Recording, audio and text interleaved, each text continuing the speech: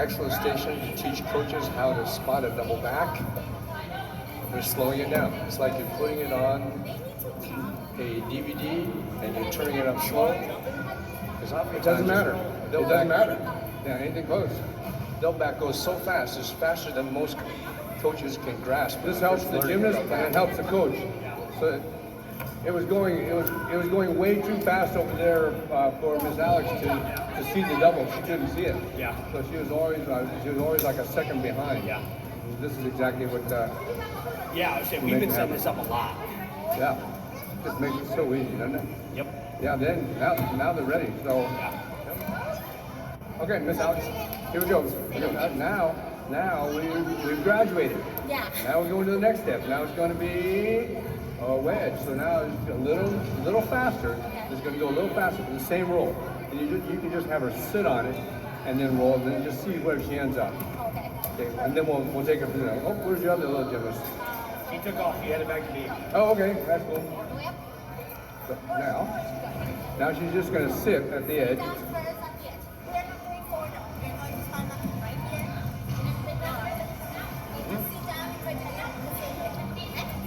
There we go. Now she should be ready to go. 1, 2. There we go. There we go. That's good. Miss Victoria didn't know how to do the double back squat before she came to our camp. Now she feels very confident. She sees it, she understands it, she knows where to put her hands. Good practice for her, good practice for the gymnast.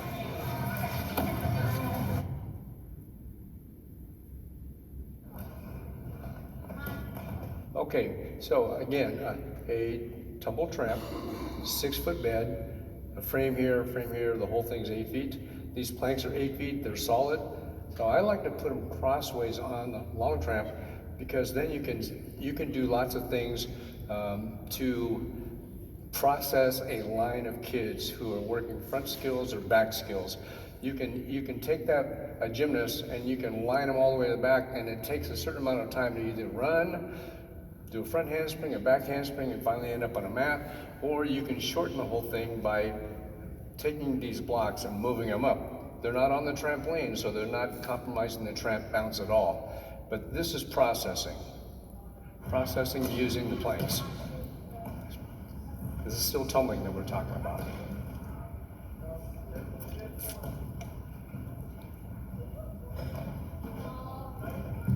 This station is where I teach all my kids double fronts, double front fulls, double front with a Rudy, double front with a double full, same station. So the younger kids are learning fronts or front layouts and twisting. The older kids in my gym are learning double fronts, double pikes, double layouts, multiple twists. And I can speed up the whole rotation by having them process using this station. All right? I can see it better.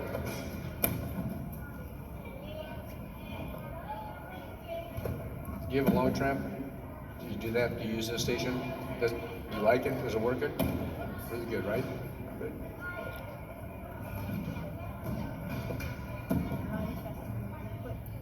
How long is your long track? It's the full 40-footer.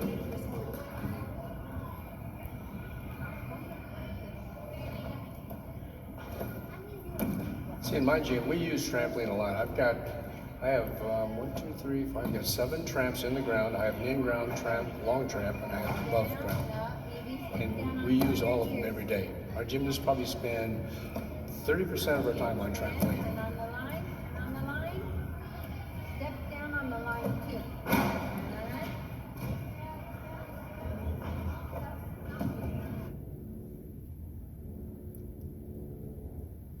All right, so we run meets at our gym, and we can use these as it becomes a border right by the pit, so that the customers that are coming to see the meet, they don't fall into the pit.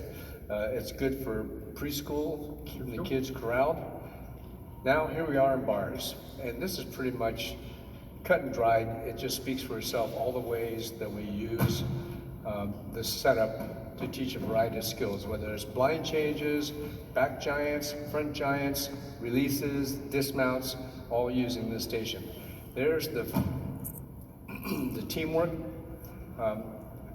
There's a lot of athletes out there, and the whole goal is to process them, and they're concentrating 100%. So they're getting something done progressively, either as a coach or as a gymnast.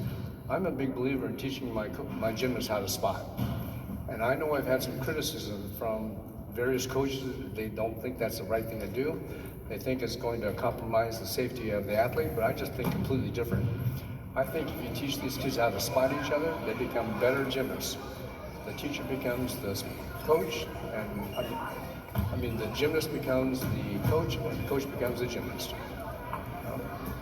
This way, as a gymnast, as a coach, I can move over to another station, or either another set of bars, or I can go over to vaulting, and I know these girls are going to carry out their assignment. In this case, these are inwards.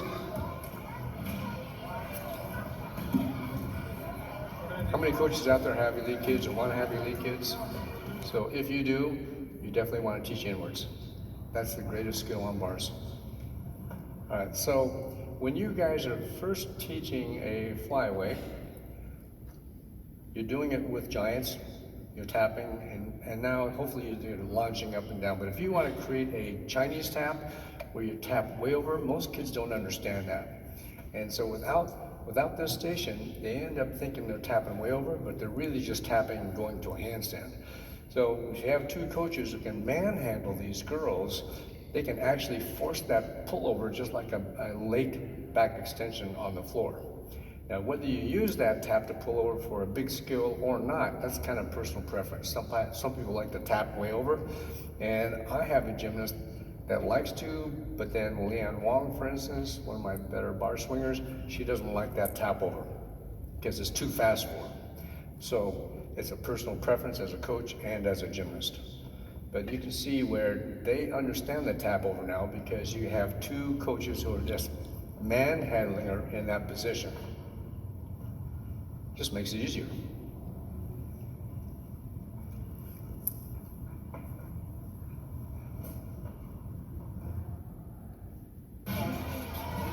Okay, more of the same. Front giants.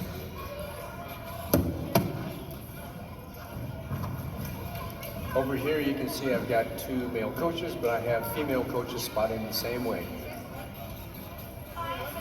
Very easy to do if you have the tools.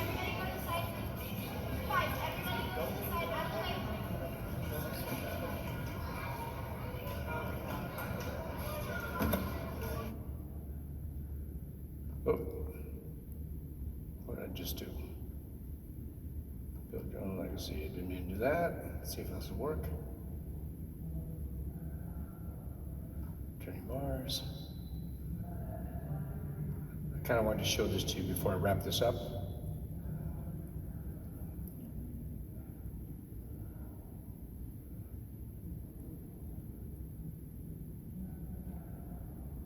I have Carla. I just made this one feed. I didn't put it in chapters, so I can't really just go to the next chapter.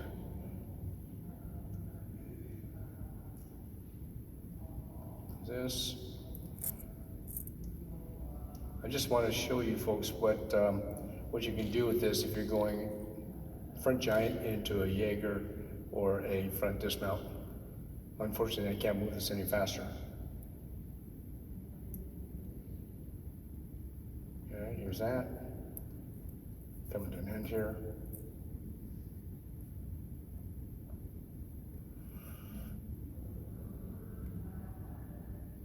Almost. How many sets of bars do you have, actually? 1, 2, 3. 3 sets of unevens, 2 single bars. I've got a real small bar area. I mean, I don't think you need any more than that. There's a hop fold, so I have one of my coaches teaching one of the Canadian coaches how to spot a hop fold. Okay, I like it. Setting up for reverse X.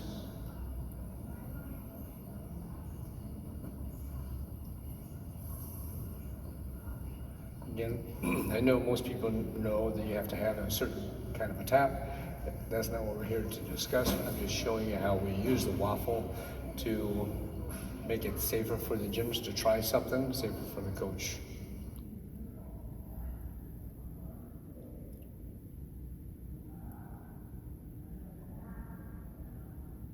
Same thing.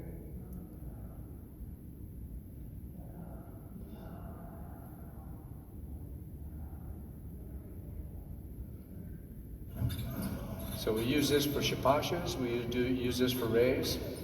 Okay, there's your waffle. That's safe. So I have even some of my gymnasts spotting my gymnasts. This is good for beginner flyaways. It's also good for beginner gingers.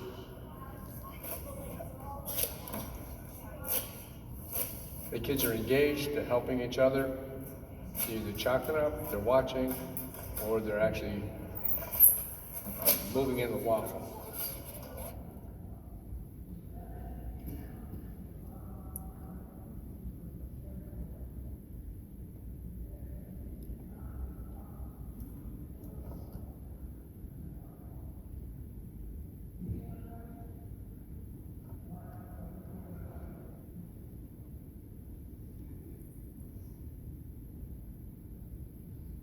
Okay, we're almost done, right?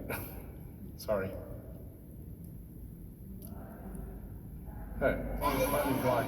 This is a new addition that we developed ourselves. These are wedges.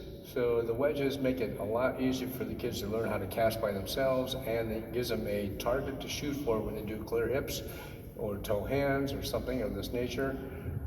These are skinny enough that you can pop them in between the mats and it becomes a channel, so that you're learning front giants or back giants and you peel off, you're going to peel off onto that wedge and you're not going to peel off into the sunset into a wall.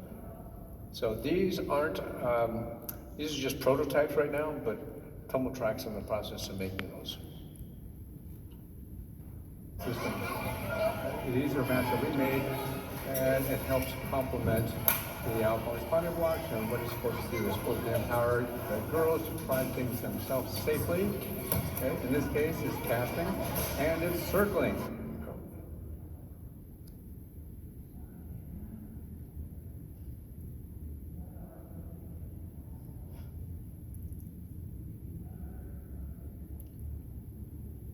I'm going to show you the front Jaeger spot and the front semi spot, and then we're going to wrap this up.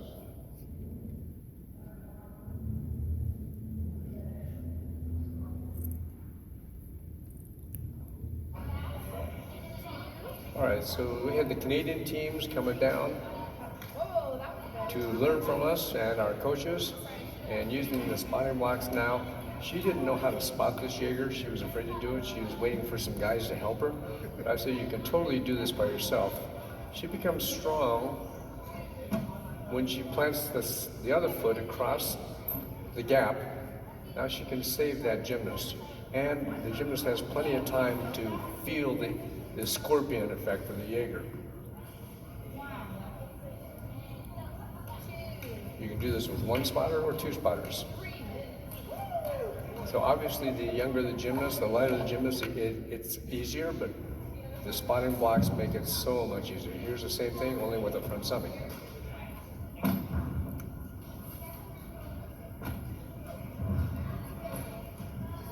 Same thing.